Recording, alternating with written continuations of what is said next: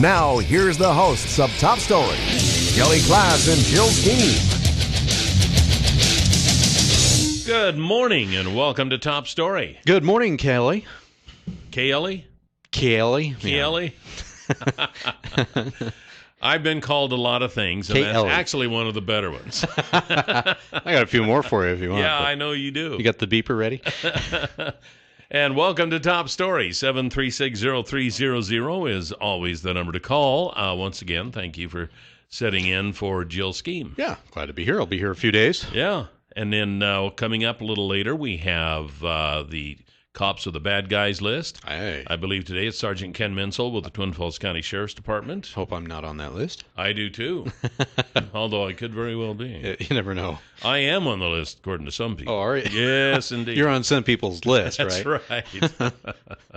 And then at 9 o'clock, we have Kelton Hatch with Idaho Fish and Game coming in to answer all of your fish and game questions. Hey, that'll be fun. I think so. It's that time of year. Everybody's out hunting and ready to get out there. We're in full swing. Yeah. And then pheasant season will be opening up soon. Oh, all right. Later this month, so that's always an exciting time. I did a lot of pheasant hunting when I was a kid. Did you? Yeah. We lived on the farm, and I'd get off the school bus and go in the porch and grab the 12 gauge and the hunting dog and go out and walk over the farm, come back with one or two pheasants. Now, did you eat them? Were they good to eat? Oh, yeah. Oh, absolutely. Yeah. I prefer pheasant over chicken. Do you? Oh, yeah. Although I haven't had any for years. Well, maybe you ought to get back into that. Our hunting dog got run over by a car there on the highway. Oh, okay. After we'd had him for several years, and hunting just wasn't the same. No? I've had other dogs, but never a hunting dog like it. It was just a little part Cocker, part Brittany Spaniel. Oh. Man, I'll tell you what, he was a hunting fool. He would literally hunt until he couldn't walk anymore. Really? Yeah. Wow. Poor guy. And he would just walk out ahead of you, and he'd flush him as you went, you know. Oh, it was great. He knew what he was doing. Spot was his name. Spot. Yeah. And we never trained him. It was just... Really? Yeah. It was just... It was in his blood. In his blood. He knew what he was doing. Yeah, he was a great hunter. You can't teach your current dogs to hunt? No, my Boston Terriers, I don't think, would be very good hunters. Okay. You never can tell, though. They might be. I've just never tried it. They just hunt for the dog dish, right? That's right. And they don't even have to hunt very hard for that.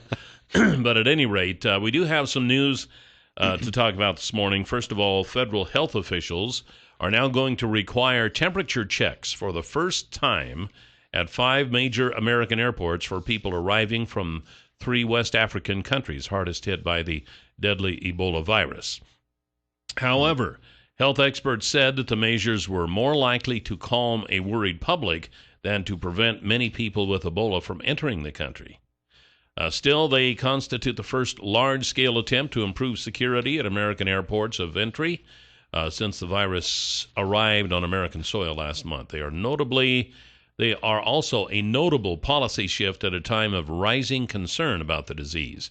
Public health officials had initially resisted the move, saying such checks would be an unnecessary use of thinly stretched resources, but pressure for tougher action mounted. So I don't know. I don't know why they don't restrict travel from those countries. I think at this point they should. I think they should, because I don't think they have control of it where it's originating. You would think that the airlines would say, look, you know what, we're just not going to land and take off in your countries for a while until this blows over. I realize that'll probably be a huge economic hit for them. Right. But, okay, so what's more important, money or not killing people? So, and I don't know, we talk about restricting those from landing in America, but then again, there's no guarantee. I mean, we could restrict Sierra Leone, Liberia, Nigeria, and those from taking off there and landing in the U.S., but what happens when from Nigeria or Liberia they go to Glasgow and they go to London and then they switch planes and then they come over here, you know? So I really don't know if that would help all that much. I know, because I think they say it can incubate for almost 21 days or so. Yeah. And I think the guy that died in Texas didn't show signs or any symptoms until he got back. That's right. Then he went to the hospital and they gave him some, ibuprofen or something and told him to go back home. Right. So after he said, I'm from Liberia. Yeah. That would have been a red flag. Yeah, you would think, wouldn't you? Think. The fatal shooting of an 18-year-old black man in South St. Louis by an off-duty police officer sparked a night of unrest and a city still reeling from the August slaying of an unarmed man in nearby Ferguson. Wednesday's shooting happened at about 7:30 p.m. in the city's Shaw neighborhood and involved an officer working at apartment-approved secondary job for a private security company. The officer approached a group of men. One of the men took off running. So the officer pursued. The chief of police said the suspect approached the officer in an aggressive manner with a physical altercation occurring. The man then turned and fired 3 rounds at the officer before his gun jammed. The officer, who was not injured, returned fire, shooting 17 times and fatally wounding the man. A gun was recovered at the scene. The officer was placed on administrative leave as per department policy. Now, of course, there are people there who are upset because this big guy who attacked this policeman fought with him, then shot at him 3 times, and then was shot and killed by the same policeman. How dare they do that? You know what? Anybody attacks me like that, and I've got a gun, they better know they're going to get shot. Right. You know, this is ridiculous. But, you know, there are some people who are these antagonists who are looking for a reason to riot, especially on the heels of the Ferguson situation. Right. And they even said that many of the people who were there, I don't know if they call them riots or not, but whatever was going on overnight, many of them were from the Ferguson area. And many of the ones who rioted in Ferguson were not even from the state. Yeah. So, you know, these are just antagonists that are just trying to get things going here. If that's not a justified shooting, I don't know what in the world would be. Mm-hmm. So, but it's too bad. China has just overtaken the U.S. Wait. Many of us would say they already have. I was going to say, wait a minute, what? Yeah. China has overtaken the U.S. to become the world's largest economy. Doesn't surprise me. According to the International Monetary Fund. Chris Giles at the Financial Times flagged up the change. He also alerted us in April that it was all about to happen. Basically, the method used by the IMF adjusts for purchasing power parity. In other words, it doesn't cost as much to buy a shirt in Shanghai as it does to buy a shirt in the United States. But it doesn't cost as much to make it there either. That's right. And so it's not what it might sound like, but they say it will be. Their economy still has another $6.5 trillion, I think, to go before it catches up with us. So right now, that's not using parity, but it's just using not on a per capita basis. Oh. Does that make sense?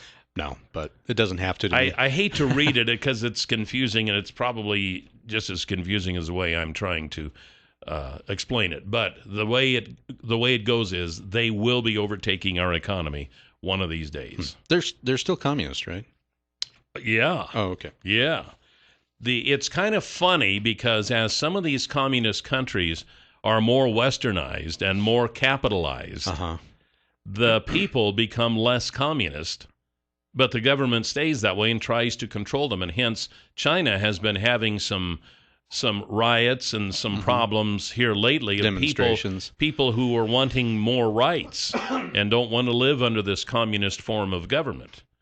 So it's kind of odd how that works, and yet we have leaders in our own government who are trying to get more socialistic and communistic at the same time. So multitasking, and I've been trying to tell my boss this for I don't know how long. Multitasking damages your brain and your career, a new study suggests. You've likely heard that multitasking is problematic, but new studies show that it kills your performance and may even damage your brain.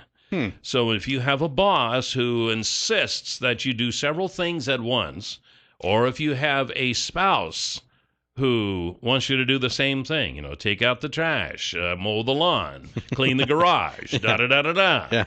Yeah. This can at the same time. This can be brain damaging for you. Research conducted at Stanford University found that multitasking is less productive than doing a single thing at a time. the older I get, I really do understand this. The researchers also found that people who are regularly bombarded with several streams of electronic information cannot pay attention, recall information, or switch from one job to another, as well as those who complete one task at a time. I would imagine even today we have more stuff coming at us digitally and, and just in all forms that I would imagine that it's getting all muddled. Yes. I don't think our brains are designed to process it that much. Have you ever paid attention and just sat and watched people, like in a mall or wherever, in a setting where there's a lot of people? Mm-hmm. I would bet, and even passengers in cars are looking at their smartphone, either on Facebook or reading their email. Yep. They're walking down the street. Mm-hmm. I mean, it's no wonder people are getting run over or tripping and falling because they're not paying attention. No, they're not. No, and you're right. I'll sit there in a mall and or just walk, and you see this family and they're all down on their phones. Yes. Or in their cars, and that really gets me when they're in their cars. Or people are sitting in a restaurant with their family or something, and every one of them are checking their phone. They're not talking to each other. Exactly. And we've talked about this before. Yeah, it's nothing new, and it's going to get worse. Yeah, it is. It is. Coming up in a little bit, we're going to be talking about a woman in Oregon who has planned her own death on November 1st because she has a severe form of brain cancer. And Oregon, and I did not know this, Oregon has a law, a death with dignity law. Mm-hmm. Yeah.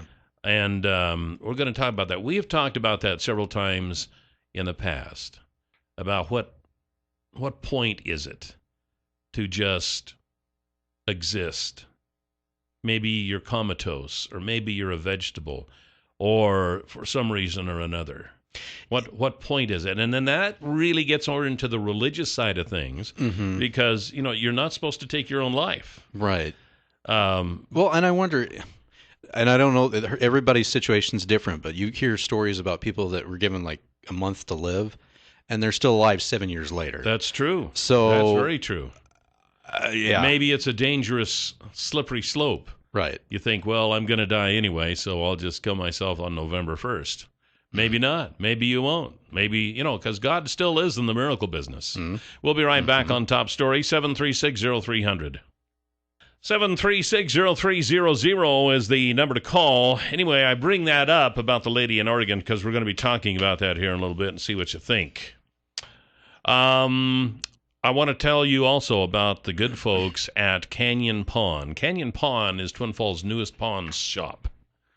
And I was talking to Dave Hansen here a while back about starting that up, and he said he likes Pawn Stars. Do you ever watch Pawn Stars? Yeah, here and there. There's some interesting stuff to go through there. I do kind of like to watch that.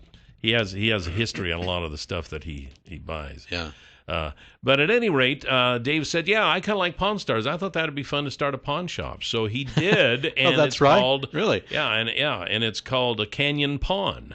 And it's right across from Will's Toyota on Shoshone Street. It's right there at 3rd Avenue South. All right. And he has everything you would expect to see in a pawn shop, including guns. He has a lot of guns, camping stuff, woodworking stuff, fishing poles and tools, and stuff that people have pawned. And if you need a few extra bucks, hey, take something down there of value and pawn it. He'll hold it for you until you can afford to get it back. All right. There are some restrictions that apply. I mean, you have to buy it back within a certain amount of time. And if you don't, it goes up for sale, and then people like you and I can go in and make a heck of a deal. There you go. So stop by at Canyon Pawn, right across from Will's Toyota on Shoshone Street, and say howdy to everybody. A couple of more stories here. The makers of Red Bull have settled 2 class action lawsuits, agreeing to pay $13 million to U.S. customers. How many customers are those? Is that, though? I don't know. In the lawsuits, now, I don't know, this really is at the height of absurdity. But it is the way life is going, ladies and gentlemen. Yep. In the lawsuits, consumers argued that they were misled by the company's claims about the benefits of drinking Red Bull. with a focus on statements such as, Red Bull gives you wings. So apparently there were some people out there who purchased Red Bull in the hopes of growing wings. And these people apparently sued when they found out that that wasn't going to happen. So the court has not decided in favor of the consumers or Red Bull. The settlement was reached because of a number of factors, including the distractions and costs of litigation, which is so true. And a lot of people will sue big companies or even little companies nowadays, knowing that they're going to get something out of it because the company is just going to pay them off because it's more expensive to pursue it. It's easier to just to settle it. So there are these leeches and these sleazeballs and these lowlifes out there playing dumb, who make money doing this. Yeah. And in the meantime, their insurance goes up, so our products that we buy from them goes up. Yep. So they are leeches on society who really irritate me and should be eliminated. Anyway, Red Bull denies any wrongdoing or liability, and while Red Bull believes that its marketing and labeling have always been entirely truthful and accurate, it confirms that all future claims about the functional benefits of its products will be medically and or scientifically supported. What? According to a legal notice announcing the settlement. I didn't know we could grow wings.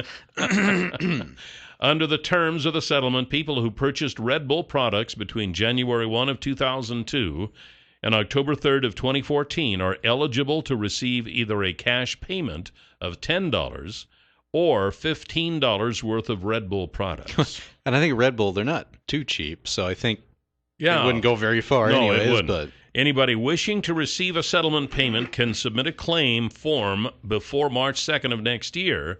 But as word spread about the settlement on Wednesday, the website was unavailable.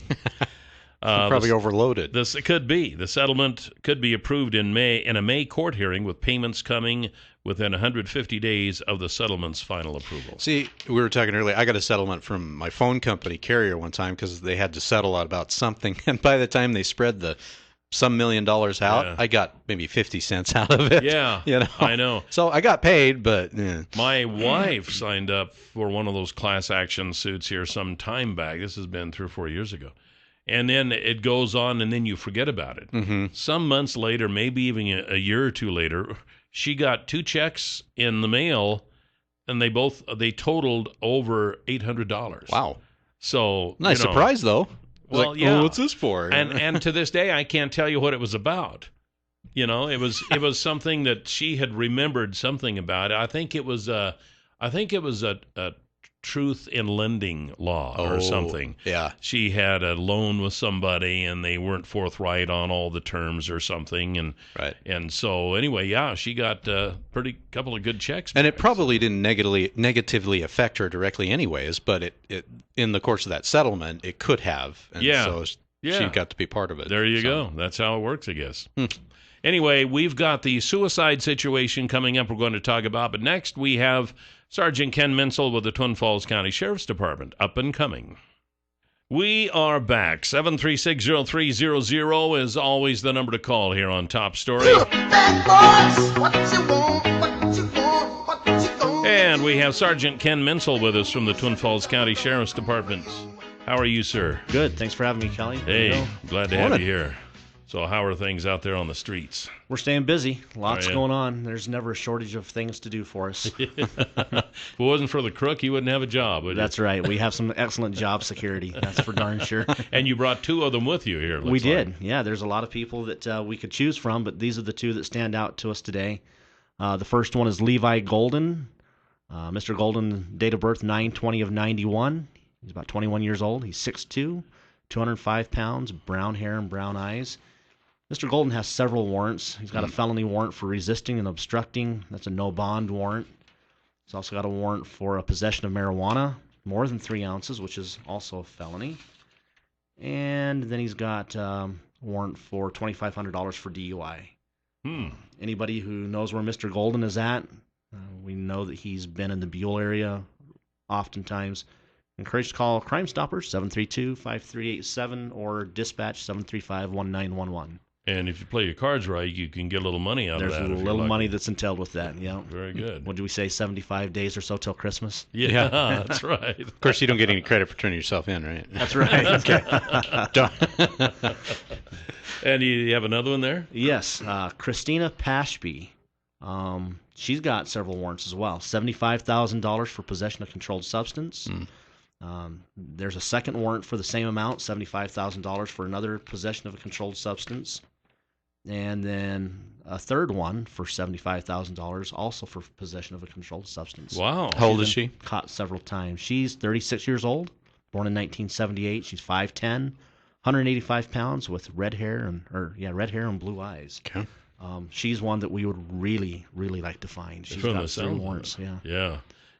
When you compare males to females with warrants out there, I don't know if you've ever done that. Is it about 50-50 or? There's more men with warrants than women, but there's a surprising amount of women out there who do have warrants. And I wouldn't be surprised if women were gaining ground too, right? Could be. Yeah. Could be. Battle of the sexes when it comes to being warrants. Unfortunately, controlled substance drugs doesn't kind of picks and chooses who it wants, and it just picks anybody. I've seen people who use controlled substances anywhere from clergy to moms, dads, anybody. Yeah. It sounds like we have a series of robberies going on, or burglaries. I would imagine that controlled substance has something to do with that, too. Yeah. We have a lot of home invasions. We've, especially between Twin and Buell, but we're even seeing gas thefts over in the Murtaugh area as well. Lots of guns are being stolen, lots of electronics. In the last 2 weeks, I can think of between 5 and 8 burglaries that came in within just a couple of days. Oh, no kidding. Are they mainly homes or cars? Yes, homes. Homes, yeah. okay. Are they in any particular area? A lot of them that we were seeing recently were between Filer and Buell. Okay. And in speaking with some of the victims, the biggest thing that they're upset with is the loss of weapons, loss of firearms. Yeah. And well, I imagine weapons are easy to get rid of. They are very easy to get rid of, and the frightening thing with that is when you have somebody who is potentially under the influence of a controlled substance and now they have in their possession a firearm, it doesn't make for a very good combination. Yeah, right. Exactly. We're hoping that if anybody has any information on who might be involved in these crimes, to again call us at dispatch 735-1911 or that Crime Stoppers number at 732-5387. So what should people be on the lookout for? Because around here, neighbor kind of looks after neighbor, and so what should we be looking for? Look for cars that don't belong. Somebody that looks like they might be casing your property. People that aren't normally in the area. Make sure your things are locked up. A lot of times people try a door, and if it's unlocked, there's the opportunity. The more obstacles you put in the way of the burglar, the person who's trying to deprive you of your property, those deterrents will push them to the easy target. It's the easy stuff they're looking for, a quick in and out to be able to grab their stuff and go, because they don't want to get caught. Yeah. Was it easy for these recent burglaries for them to get in? Yes, fairly easy. Door unlocked or window open or something? Mm-hmm. Okay. A lot of people in the country are very trusting, or they Right. think they're out in the country so they don't have to worry about it. Nobody will be out there. Nobody locks their fuel tanks, hardly. You see fuel tanks are an easy target. Yeah, absolutely. And it's out, generally it's dark. Mm-hmm. We don't have street lights and Right. such, so they can walk around with impunity. Get a gun safe. Put your weapons in a safe. Yeah. You bolt that safe to the floor if you want. You make it difficult. You're not going to lose your weapons in a big safe. Yeah, They're looking for what's hidden behind the suit coat in the closet. yeah, and they can find that stuff. Right. They know where to look. They can find the hole in the wall behind that picture that's hanging up there. Mhm, absolutely. So, all right. So anyway, they should call. What are the numbers again? That's Crime Stoppers, 732-5387. Any information that would help us find and prosecute the people involved in these crimes would be eligible again for a cash reward, or dispatch 735-1911. Very good, Sergeant Ken Menzel. Thank you for what you do. Appreciate you coming in. Thank you, sir. And this is Top Story on News Radio 1310 KLIX. An Oregon woman plans her suicide on November 1st. We're going to talk about that next. 7360300 is the number to call here this morning on Top Story. Welcome back. And while you're here, I wanted to mention that The folks at Clearwater Power Equipment have chainsaws and leaf blowers. Now, the reason I chose chainsaws and leaf blowers is because this is chainsaw and leaf blower season. You're cutting up firewood for the winter or to sell or to use, and leaf blowers because the leaves are falling from the trees. So you need both, and they are handy, and they are available at Clearwater Power Equipment. They're at 252 Washington Street. Give them a call at 734-7767. Also, if you have a big old lawnmower that you don't have any place to store it, then they can store it for you. Space, right? Yeah, you got to free up space. They'll store it for you. Give them a call and ask them how that works. 734-7767, Clearwater Power Equipment. Been in the Wood River Valley for many, many years, and now they've expanded to the Twin Falls area. They're in the General Building Supply building. Easy to find, right there on 2nd Avenue. This is from abcnews.com. Her name is Brittany Maynard. She will not live to see if her advocacy makes a difference. But the 29-year-old woman is expecting to die in October.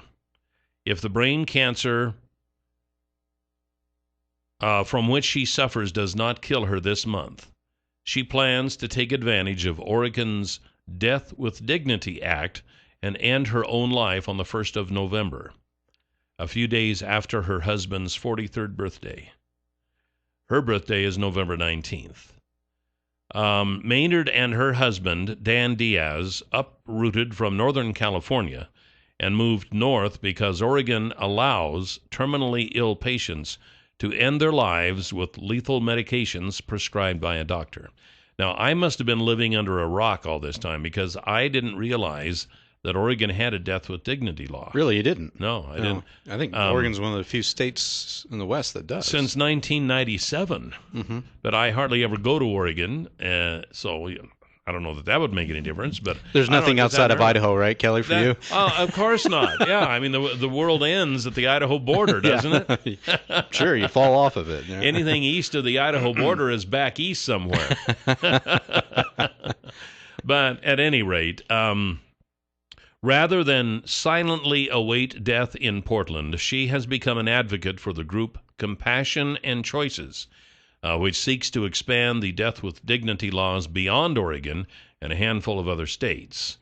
Oregon in 1997 became the first state to make it legal for a doctor to prescribe a life-ending drug to a terminally ill patient of sound mind who makes the request.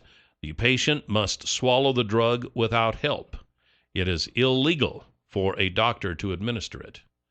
And I didn't realize this, more than 750 people in Oregon used the law to die as of December 31st of 2013. Wow. 750 people. The median age of the deceased is 71. That's not that old. Not anymore. Not anymore. Believe me, I'm only 10 years from it. Believe me, I know. It doesn't seem that old. My dad's over it. I don't... Yeah. Only 6 were younger than 34, like Maynard. The state does not track how many terminally ill people move to Oregon to die. One of the frequently asked questions on the state's Public Health Division website is how long does someone have to be a resident of Oregon to participate in the act? There is no minimum residency requirement, but a patient must prove state residency to a doctor. Some examples of documentation might be a rental agreement or voter registration card or a driver's license. We talk about this every once in a while. And when you have parents who are aging, and they sometimes talk about it, we've had callers on this show from people who have had experience with something like this. Now, in Idaho, you can't do that. And this gets to be a real dicey conversation when religion enters into it, because as a Christian and other religions believe that only God has the right to take life. So when you intervene with that in taking your own life, which many people do anyway, whether it's legal off or not, the bridge or a gun or overdoses or whatever. Right, but this is medically assisted. This is medically assisted, yes. And, suicide. Right. And so a lot of things enter into this. But when you see a loved one who is maybe a vegetable, just laying there with no cognizance of anything, but they're just existing. But can you still take advantage of that law if you are not? Because according to this article, it sounds like you have to be mentally aware. Yes, that this is what you want to do. So that's a good point. Those people wouldn't even be able to participate in this anyway. Right, and I think that's probably. But a lot of them do. I think before they get to that point, and so just what are your opinions on this? Because this is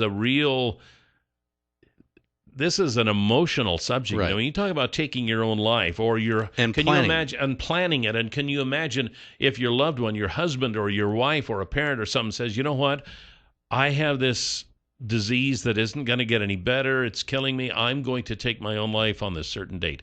Can you imagine the emotions involved in that? And to be in this woman's shoes, I don't question her how she feels right now. But to be in that, to sit there and realize that there's no hope, right, is dumbfounding to me. But again, I'm not in her situation, so I can understand that. But I can't imagine just being at that point saying, there's nothing else for me. I know. I don't know. Maybe I can imagine it. I think I can imagine it because I'm older than you. No, really. Right. And but when you get older and then you start realizing your own mortality. Right. Even at 61, which is not all that old, but even at that, I'm not 21 anymore either. Right. Neither am I. Right. So what do you think? 7360300. Top story. You were on the air. Good morning. Good morning. I can give you my personal view. I am 70 years old. I can still get around, but I'm not as healthy as I used to be. I definitely will end my life if I get to the point that I'm walking with a walker and a wheelchair. To me, that is not living. That's just breathing air. Mm-hmm. And when and if I get to that point, I will either go to the bridge or find some other way. Because I will not be in a wheelchair. Yeah. Well, I hope you don't get to that point. I will not go to an old folks' home. Yeah, I know. I hear you, man. I hope you live to a ripe old age of at least 100. I often kid around that I want to die at the age of 105 after being shot by a jealous husband. Right. So, but yeah, but yeah. And I understand that, and I think of myself today, and even my dad, who's 97, he is still he's still kicking, and he lives in an it's not really an assisted living center, but they have their own apartments, right, and stuff like that. So they still do for themselves. They cook for them and stuff. But, when you're sitting there day after day watching the TV and living till the next meal, that is not living. But then again, do I have the right to say, okay, I'm going to end it because this isn't what I had envisioned? 7360300, top story, you're on the air. Good morning. Good morning. I thought I would throw in, I do have an opinion on it, but I see another angle too with stuff like this, almost in this, like with abortion, where it's all choice, I have the right, my body. But there's a line, when abortion became legalized and more maybe accepted, now a woman, something happens and her boyfriend, whatever, well, you can go take care of this. I'm not ready to be a dad. You can go deal with this. Mm-hmm. And instead of a right, it almost becomes an obligation to spare those around you. Maybe not officially an obligation, but I know of women who they didn't feel like they had a choice at all. So I wonder if this whole death with dignity, I was in Oregon when that law passed, is that going to change at some point? Are we as a society going to be, there's going to be some pressure on our older folks or our terminally ill or even our handicapped to say, you're expensive, it's heartache for everybody to watch you like this. And are they going to start feeling some sort of obligation? That worries me. Yeah, that's an excellent point, too. What is that movie of Charlton Heston, Soylent Green, where they send the older people off to pasture and And, yeah, I saw that, but it was many, many, many years ago, and I don't even remember what it was about. Right, but she has a point. I mean, what does it come to where you don't have a choice, and they're like, look, you're going to have to end it on this day just because you're costing too much. Yeah, you're too don't much have sorrow for your family. You don't have insurance. You can't work anymore, so you're in a facility. It's costing $2,000, $3,000 a day. It's better just to for end treatment. Yeah, maybe you should just. Yeah, that's an excellent point. That is an excellent. She does point. raise it. It's interesting. So. 7360300 is the number to call here this morning on Top Story. But I don't know. This has always kind of been dear to my heart because, and the lady who is doing this is Mrs. Maynard. And she's young, and it's unfortunate. I know. I mean, she's 29 years old. I know. She's a nice-looking young lady. It looked like has the world ahead of her, but with brain cancer. But even at that. You never know. You don't. Like I said, you hear those stories of people saying, "Look, you're going to die in a month. Right. Start preparing for it." 15 years later, 15 years later, alive. they're still kicking. Yeah. So I don't. Every person is different. I know no two cases are the same. Right. So I'm hesitant to really judge them as for what they're deciding to do. Oh yeah, but, and I would never judge her. I'm just sitting here thinking, it's interesting that she has chosen that route. I don't know if I would or not. Right. I wish I could give her hope. All right, me too. And say, look, there's a possibility that but whatever she does, I'm not going to judge her. 7360300, Top Story, you're on the air. Yeah, good morning. I'm not judging this woman, but I believe it's just like everything else that goes on in this country. The government is antichrist. They're trying to give the people the ability to act, to take everything into their own hand and take it out of God's hand. And that's what this is doing. If you look at what it's all for, the ultimate purpose that, like Ted Turner was saying, he said we'll all be better off when there's only, I think he said 5.5 million people left in the world. And Eric Pianka, a professor down in Texas, says we have to go. He said AIDS is not quick enough. We have to go to Ebola. And now look what's happening. Everything is Antichrist. They're trying to destroy the population of the world. Well, that's one way to look at it. I can't say that believe me, and I'm kind of a conspiracy theorist. I'll admit it. When this Ebola thing started, I thought, it makes you wonder, because there have been people in high places over time saying, we have to reduce the population of the world if anybody's going to survive. We have to downsize. That's right. We've got 7 billion people in the world, and in just a few years it's going to reach 8 billion people. And we only have so much land mass. We only have so much farm ground, which is being taken up every day by development. What is going to happen? Are we going to try to take steps like this? Now, believe me, I don't think this particular Ebola outbreak is part of a plan like that. But I do think that it's taken advantage of. I do think that they're. I don't think it's part of the conspiracy, but it does make you think. It raises eyebrows. It does. Sure, there's not enough room in Hawaii County to move people into, or Texas. Top Story, you're on the air. Good morning. Well, just because you mentioned Ebola's killed like 4,001 people in the world. Yeah. The flu kills like 400,000 people a year. So. And look at what abortion kills. Yeah. I mean, so you pick it, but I the last caller said that there's been this trend to take everything out of the hands of God, and I think that everybody forgets God gave us free will, and it's not government's job to tell us when and where and what we can do. Government's job is to protect us from each other. I mean, so that's why you have a police department. It should be so I don't go and steal your stuff or injure you. But you shouldn't have any say what I do in my home. If I want to marry somebody, if I want to kill myself, whatever I want to do, if I want to smoke grass, that's my decision. That shouldn't be the government's decision. Are you more libertarian? Yeah, I think so. Okay. That's okay. Yeah, I got to go, but thanks for the call. Good thoughts there. Coming up next hour, we have Kelton Hatch with Idaho Fish and Game right here on Top Story. Welcome back to Top Story. 7360300 is always the number to call. Welcome back, Benito. I'm back. Yep. Thanks for setting in for Jill today. Glad to. Say, I noticed as I walked out the door before the show this morning, just before 8 o'clock, it was a little cooler than usual. It was. And starting to cool down a bit. What's the forecast like? We're supposed to be lower 70s today through Saturday, and then we could even see a little bit of rain Saturday night, maybe. But it's so slight right now, it'll probably disappear by then. And then Sunday's supposed to be in the 60s. Because we were up in the 80s yesterday. I know.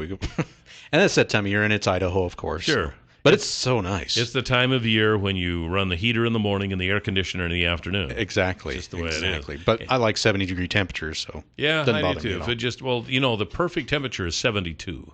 Yeah. So I'd agree. We're a little below that right now. We're at 50. I had to have the window open last night. Or the other night. Oh, yeah? Because it was hot. Yeah. So. Now, Kelton Hatch with Idaho Fish and Game is with us. He's shaking his head that 72 is apparently not your perfect temperature. Way too warm. Oh, too warm. Oh, way too warm. What, 59? If it's in the 40s, I'm happy. Oh, 40s. Yeah. So that way. You sleep outside in the winter, do you? You know, we have the windows open. It was beautiful this morning in the house. It was about 58. And so, that's just about the perfect temperature. And does your family share your eagerness with the temperature? Not quite as much. But I don't know. I love to hunt. And it's like yesterday I was up bird hunting. And it got so hot, my dogs were just having a real rough time overheating. And I was over in eastern Idaho, and it was only about 64, 65 degrees. But it's really hot when they're running through the deep grass. And so, those 40s, 30s, and 40s is beautiful for being, out walking around and just enjoying. The autumn leaves are just gorgeous now. And I got some good pictures last weekend. Yeah, you did. I saw those on Facebook. It's just the whole South Hills are on fire with gold and red, and it's crazy. Gorgeous up there right now. And so a lot of people out there right now doing various things with guns and cameras. Yep, guns and cameras and chainsaws. Yeah, chainsaws. You're exactly right. You sounds like my check station. Yeah, everybody that drove through. I actually went by it. Oh, did you last week? Yeah. Probably in Rock Creek. Yeah, Rock Creek. See, and I was working the Shoshone Basin. Oh, okay. Yeah. You didn't stop him? No, I stopped and I said, you don't need to talk to me, right? And he said, no, not if you haven't been hunting. I said, nope. So, wow. So you could have been hunting, but... I could have been, but I didn't put in or get a license, so... Yeah. Usually they have bright orange on when they drive by, or camo. Yeah, but and that kind of... And since we're going to talk about check stations and stuff like that, how easy would it be for somebody to be up hunting, especially if it was a smaller game, that they could hide under a seat or something and hide their guns and take their red off even if they wear it? Does that happen very often? I don't know how often. I'm sure it does. People just want to avoid the check stations and things. So a lot of times what we'll do is we'll set up a management check station. That's the ones I work at, is the management. And then maybe down the road we'll have a everybody stop check station. And we do that, and we'll have a dog down there and double check just to make sure that people aren't trying to. We don't do it on all our check stations, but we do have just random officer enforcement check stations. But kind of like a DUI check station. Similar. And so we'll have the pup down there, and he'll go around sniff the car and stuff. In the old days, you used to get birds stuffed in hubcaps. Yeah, really? Yeah. Yeah, just crazy things like that. But we don't see a lot of that nowadays, and so and that's a good thing. But we're out in full force, and this weekend is the big kickoff to everything. And so we'll have check stations all over the valley this next weekend. Wow. All right. So what do you do with the check stations? And because I always thought that just when people came through, you checked their tags and their license and sent them on their way if everything was fine. But apparently it's more than that. It is. We've got two types of check stations, and I was thinking about this the other day when I was, sometimes people say, well, what are you guys doing there? But most of the check stations where we ask sportsmen, it's an informational check station or a biological check station. What we'll do is, like, if you come into the Shoshone Basin check station with a deer and it's a yearling, the thing I'm going to do is I'm going to weigh it.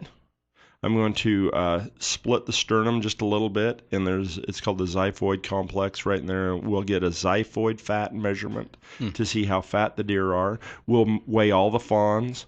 If it's a buck, we're going to measure width and antler points. And we'll try to get just, whether it's a it's a yearling or an adult deer, we'll collect that data.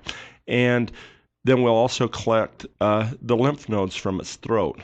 out of its neck. And what we're doing on that is it's for chronic wasting disease. We've never had chronic wasting disease in the state of Idaho, and we hope to never get it, but we've got several surrounding states. And chronic wasting disease is similar to the mad cow disease, and it's what deer and elk can get. And so we're very vigilant in monitoring, as we try to get a couple thousand samples a year from all across the state, especially on our bordering states, because they've got it in Colorado and Wyoming, and there's a little bit that's showing up in Utah and a bunch in the Midwest and stuff like that. But we try to do a good monitoring job on that. But along with doing that, we some places we pull teeth, to get ages on bucks, on antler spread. We did that for several years, and so these check stations are just invaluable tool for us to be able to gather data on what's going on with the deer herd, because hunters are out there harvesting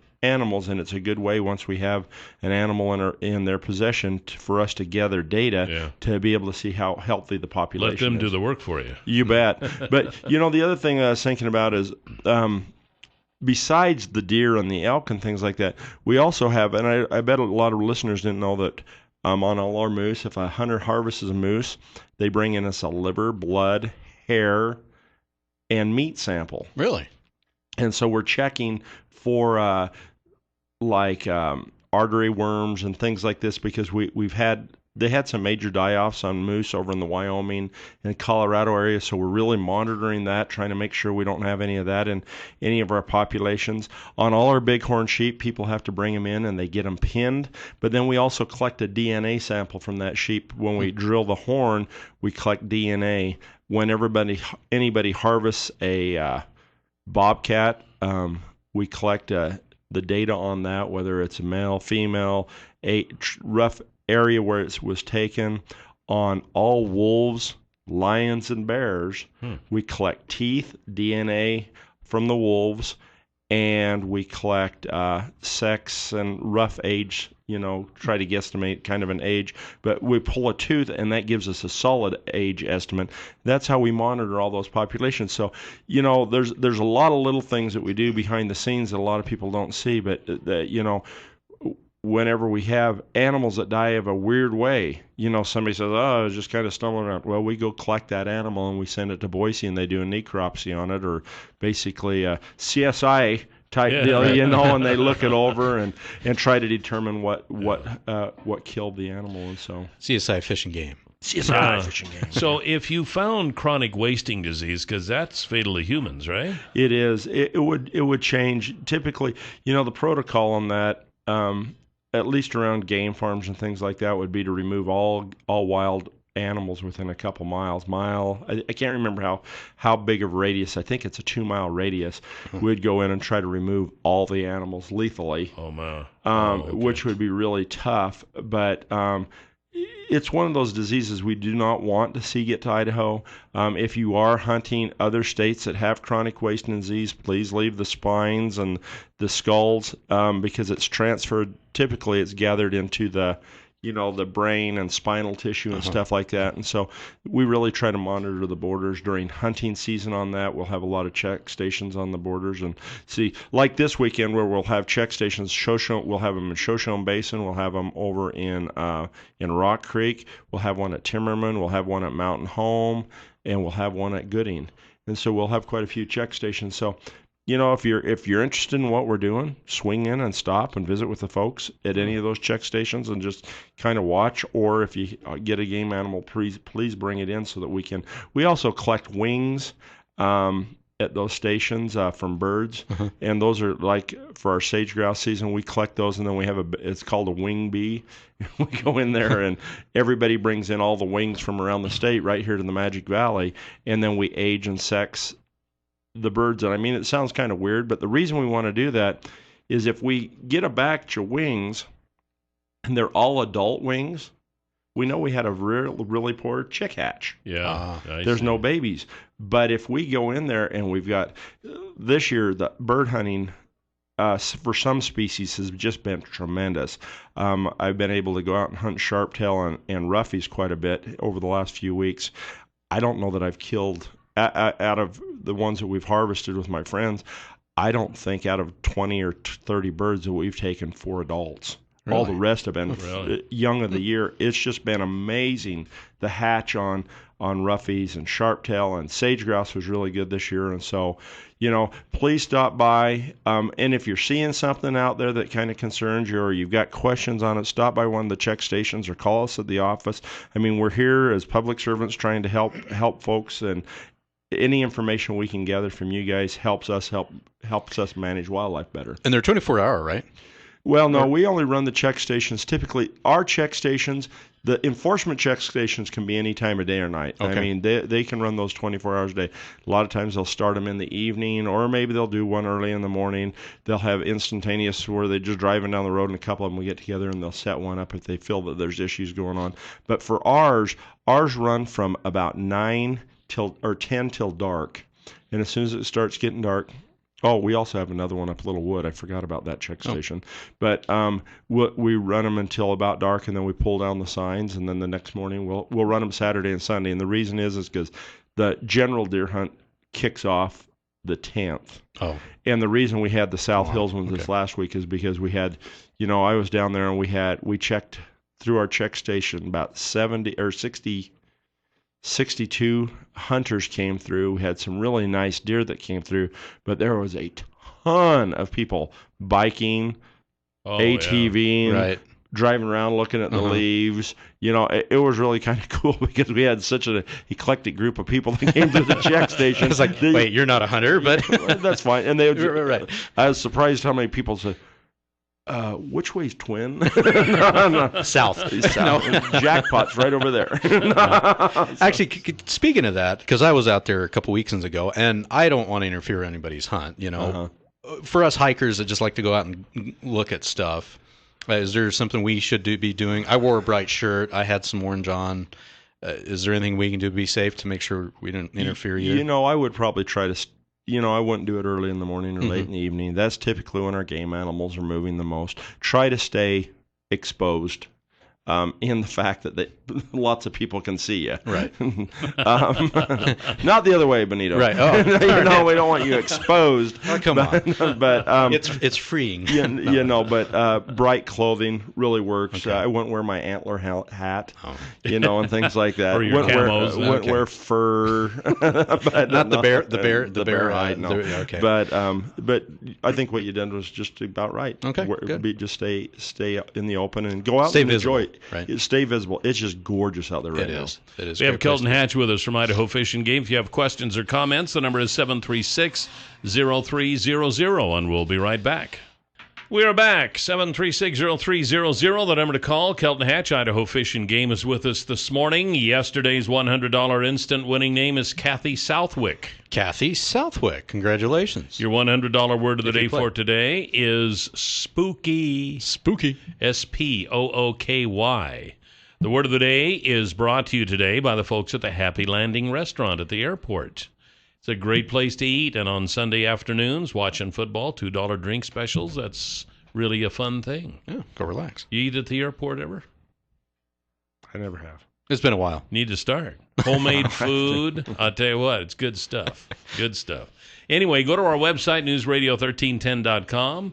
Click on Word of the Day. Type in spooky. Spooky. And you could be a $100 instant winner. That's 2 O's. 2 O's, S-P-O-O-K-Y. Not spooky. Yeah, right. Unlike Facebook, where everybody spells oops, O-P-P-S. That's not how you spell oops. I'm sorry. It's one of my pet peeves. Wait, well, how?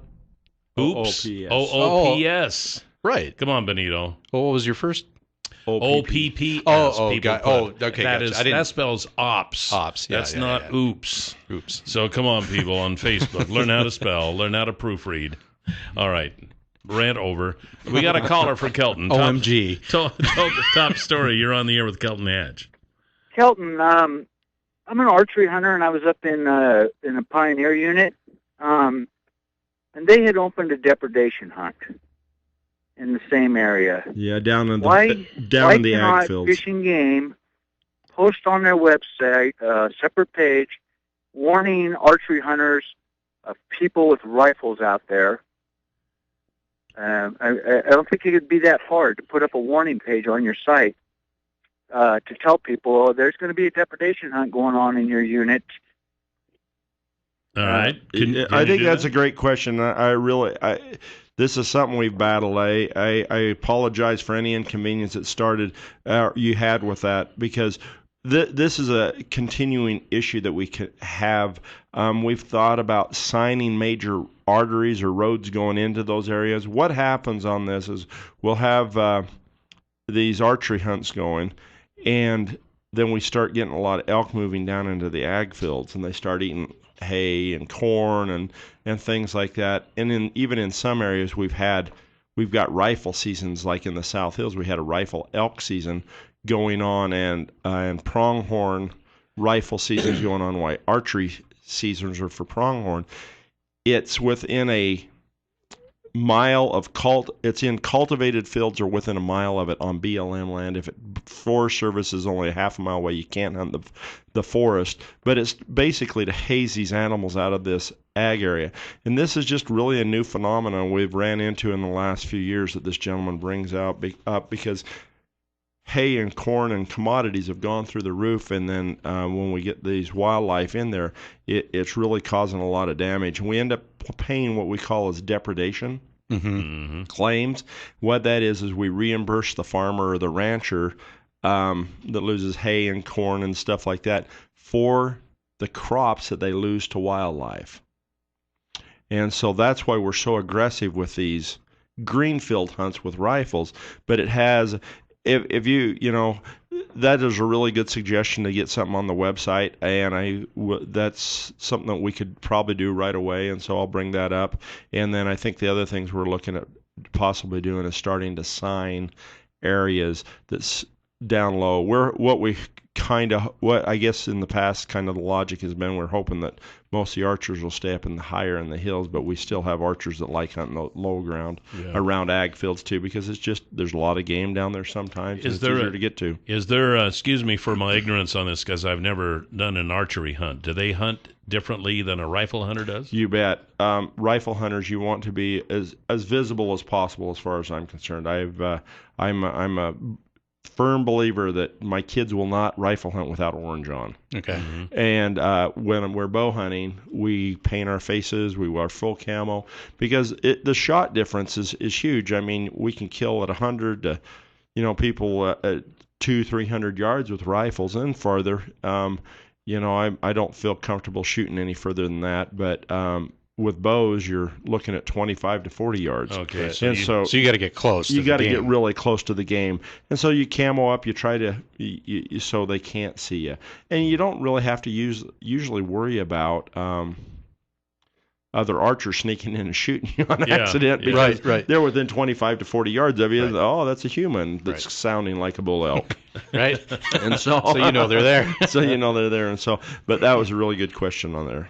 So I don't think we've really talked about the hunting seasons yet, but we haven't got into that yet. No. Yeah, and we've got just a few seconds for the next break. But you say this weekend is kind of the big weekend. Everything kicks off. Deer on the 10th. We've got general elk seasons going on right now.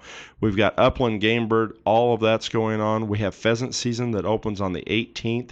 Duck season opens on the 11th. So the 10th, you got deer, waterfowl.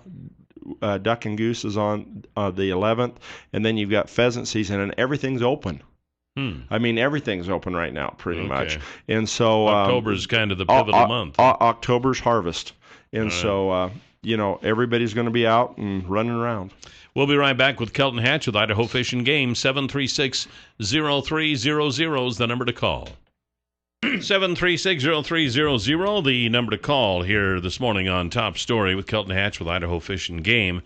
Pat Hartzell is a guy that we mention quite often, actually at least every day here on Top Story. He's the guy with Stanley and Company who can set you up so you can see one of these low-end honey loaders in operation. If you have a big feedlot or dairy operation and have issues with manure, the low-end honey loader is something you want to look into because it can load any type of manure and take it to somewhere where it's more beneficial. So it's not all the same. That's right. That's right. Pat Hartzell is the guy. He can also sell you one. So if you're considering one of these, give him a call. He can fix you up so that you can see one in operation before you make that decision to buy. His number, his own personal cell number, is 280-1167. That is 280-1167. Pat Hartzell with Stanley and Company. We have Kelton Hatch with Idaho Fish and Game, and we have a caller. Top story. You're on the air. Good morning. Kelvin, what's your opinion on the landowners' permits being sold for trespassing fees for these tags? And then when a hunter draws a trophy tag, him selling it for, say, $10,000 for an elk tag. Well, that's one of those really fun political questions. I appreciate it. I understand people's frustration with this. There is a difference on that. It's not legal to sell landowner permits. But we've had incidences like this gentleman has said that people will sell trespassing permits for their property and then designate the tag to somebody else. And this is one of the things that's being discussed in the legislature this year. I'm guessing that they'll end up coming out with a ruling on that. We had a pretty heavy discussion at our last meeting up in Salmon. It was quite heated on this whole deal. All the states around us allow landowners, these LAP, they're landowner appreciation permits, and they're given to landowners that offer or have deer, elk, and antelope living on their property and offer habitat for those animals to, have fawns and calves and the feed that they provide. And so they give them these tags. What has happened, there's a lot of money in this, and so a lot of other states have started selling them. It'll be interesting to see what the legislature does this year. The landowner can designate the tag to somebody else because what it is, it's not the permit.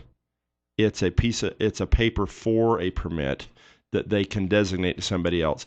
As for hunters being able to sell their tag, we can't because they get the tag, it's in their name, and you cannot transfer a tag, and so it's two different pieces of paper. And I know it's a technicality, but no, this is one of those really politically charged questions, and so I'm just kind of skating around the edge and it's kind of one of the, you don't make the decision, you just have to enforce. I don't. The rule. I've got my own opinions on things like this, and I'll probably keep it to myself right now. All right. 7360300. Top story. You're on the air with Kelton Hatch. Yes, Kelton. Yeah. Michael Jenkins. Pleasure to have you on, Kelly. And I've got a question about doves. Doves. I had a buddy tell me that, I don't know, there's a new strain of dove around, and they're a lot bigger. They are. They're and Eurasian. He said there's no season on them. That's correct. What type of dove is it? It's called the Eurasian collared dove. They got caught in the jet stream evidently, and we've got a ton of them in the Magic Valley right now. They're a bigger dove. If you go to our regulations, we've got a picture of them in the upland game regulations, and then on our mourning dove, they have a horse collar around their neck. It looks like it's a black collar that goes around the back of their neck. They're larger and they don't migrate. They're non-migrational, and so they're here year round. They're very aggressive. They run off the other doves. They'll run off other songbirds and things like that. Very territorial, and they're they're going to end up being a real nuisance species because we have no real way of controlling them. And so, if you have them in your yard, feel free to remove them from the population because they're not doing anything for any of our native birds. Are they edible? I live southeast of the sugar factory, and I have lots of them, so I'll start helping eradicate the population. I appreciate it. Yeah. And they're not bad table fare. Really? We shoot quite a few of them, and my son and we'll eat them. Some people don't like them. Some people just don't like doves. But I'll come up with a Eurasian colored dove roadkill recipe. Hey, now you're talking. What are they? Is it more like chicken, more like duck? No, it's a really dark meat. Dark meat, okay. All right. Kelton Hatch is with us with the Idaho Fish and Game. Have another segment left here if you have any questions or comments. And then we have the roadkill recipe coming up after the Huckabee Report right here on Top Story. We're back. 7360300 is the number to call here this morning on Top Story, talking to Kelton Hatch with Idaho Fish and Game. And he's getting me hungry. Yeah, I know. Talking about all this stuff that you can eat a lot more than you think. Right. And it doesn't come in the supermarket. That's right. It surely doesn't. Well, there's several things we haven't talked about yet. One of them, I guess, a fishing update. How's fishing doing? It's just crazy the way the fishing. If you're a sportsman or you like the outdoors at all, this is one of those time of years that you really. This is one of those years that you'll remember for a long time. Wow. I mean, the deer numbers are tremendous this year in the South Hills or anywhere in the area. I mean, I was going to jump back on that, and then I'll jump to the fishing. But we've, across the state. Typically, we have about a 65% fawn survival. This last year was around 99. Oh, wow. 98% fawn survival. Just mild winter's good. The deer are just fat as pigs right now coming out of the mountains. Yeah. All the measurements I was able to take this last week on deer, deer are in real good condition. And bird populations are looking really good. And I mean, it's spotty in part of the state. It's not as good as others, but we've had some really good reports on chukars and roughies and sage grouse and sharptail and, the bird population. And on top of that, the fishing at Magic and Salmon Dam are just stupid right now. I mean, I was out at Oakley the other day. Good. Oh, Don't even need bait. You just put the hook in and pull them out. It's not quite that good, but I was over in the middle of the week over at Oakley. There was 14 boats out there. And I'm sitting here going, so you go down and talk to them. Yeah, the fishing's really good. And they're showing you these big old whoppers. Well, you go to salmon. Yeah, the fishing's really good. And the same thing at Magic. And so, if the water's starting to cool off. We had some good precip earlier in the year, so some of our lakes that were afraid was going to be dry actually have more carryover than we thought they would because of 7 inches of rain. Yeah. And things are just looking tremendous this year for anybody that likes it. Then the autumn leaves. I mean, if you just like looking at stuff, I mean, it's one of those banner years. It's a great fall. I'll be darned. It's a banner year. So if you don't enjoy the outdoors, you got to get out there. Yeah. Oh, absolutely.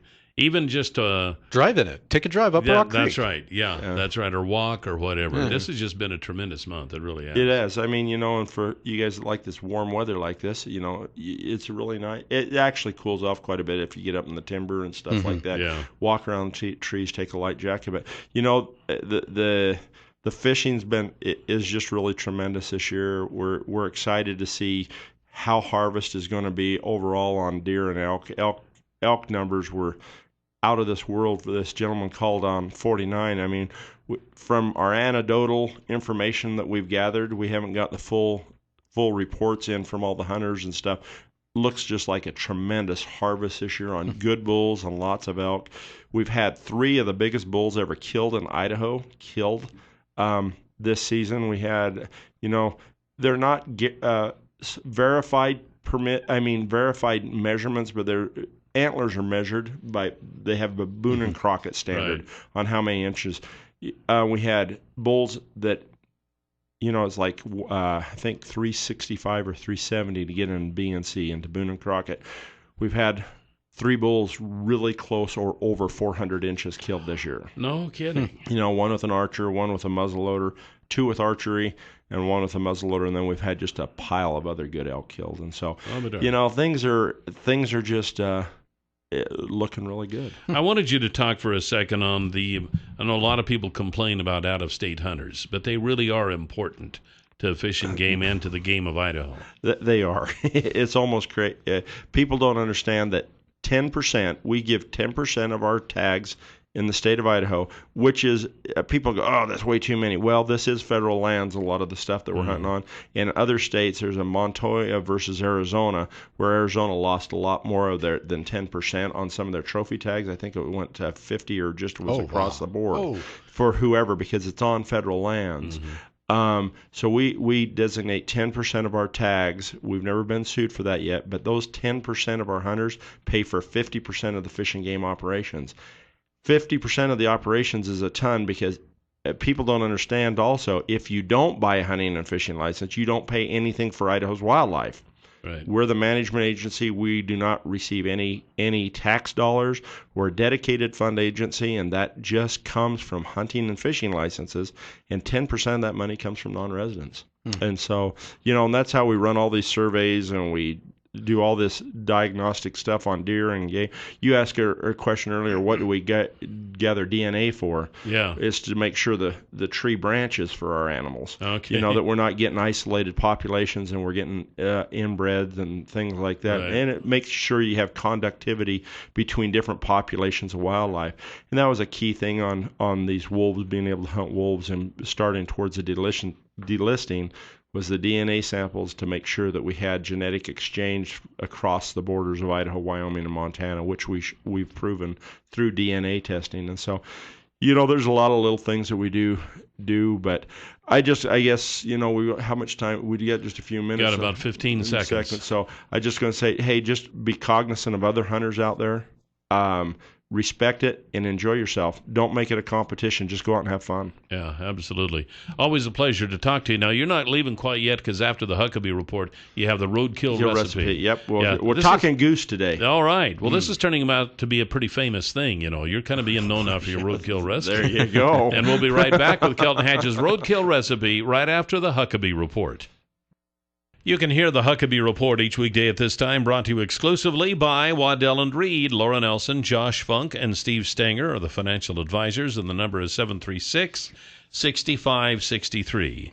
And with the irrigation season kind of winding down now, this is a good chance for you to consider what's called Certiset at Far More of Idaho. No moving pipe, no borders. With the Certiset system, you can grow and harvest every square inch of your field. No more spraying borders to keep the pipe clear. No more costly labor to move the pipe. You put it out there and it stays there. To find out more about it, and this is really an advancement in technology for agriculture, they know all about it at Far More of Idaho, and their number is 324-3341. You can catch them online at farmoreofidaho.com. Tell them that Kelly and Benito and Jill and Kelton told you to ask about Certiset. Certiset. Yeah, really interesting stuff here. I'll tell you, technology is doing wonderful things in agriculture because there's more and more people to feed on less and less land. So that's one of the places where technology is going to save us rather than kill us. Now, speaking of roadkill, we got Kelton Hatch with his world-famous roadkill recipe segment now. Make right us hungrier here, now. Exclusively on Top Story. You're going to hear my stomach here in a second. This is a really basic, but I love eating goose, and goose season opens on the 11th. So when you get your goose, first off, what you want to do is you want to go in there and fillet the breasts. Take the breasts and take them and wash them as clean as possible. You can actually change it. Goose breasts are really quite dark, and you need to work all the blood, the shot, the feathers out of it. Make sure it's really clean, something that your wife will eat, or somebody that's somebody that's really got a finicky, is kind of picky eaters, on picky. right? They're not eater. used to roughing it. So you just keep rubbing the meat until it actually changes color, because you're pushing all that blood completely out of the breast. After you've done that, salt and pepper it. I like using some sea salt and some ground pepper. Put it on the barbecue grill. It's only about 2 minutes per side. You want to cook it medium rare, like a medium rare steak. Wow. Then take it off, slice it really thin across the grain. So you start at the top of the breast and just work down towards the point. Put it on a piece of tin foil. Put barbecue sauce on it. And then it's kind of just, caramelized? It's not caramelized, but you put just a little, dry that barbecue sauce out just a little bit, pull it out, and they just eat it. You just eat it as little finger steaks. It's still pink in the middle. Wow. It is delicious. Oh, I'm hungry now. Typically people overcook game meat, and that's what makes it tough and gross tasting. So medium rare. Medium rare. Okay. All right. So that's Kelton Hatch's roadkill recipe of the day. I'm Can coming we to find dinner that at your online anywhere? You can't. That's your own personal. You had to be listening. Yeah, you have to be listening to get this recipe. All right. Sounds good. Well, Kelton, we'll see you next month. Thank you. Hey, thank you. And they can watch the podcast. That's right. That's right. It'll be there. Tomorrow we have, that's right, on the podcast. You can hear it again as many times as you want at newsradio1310.com. We'll see you tomorrow. Have a great day. Goodbye, Benito. Bye. And goodbye, Kelton. See ya.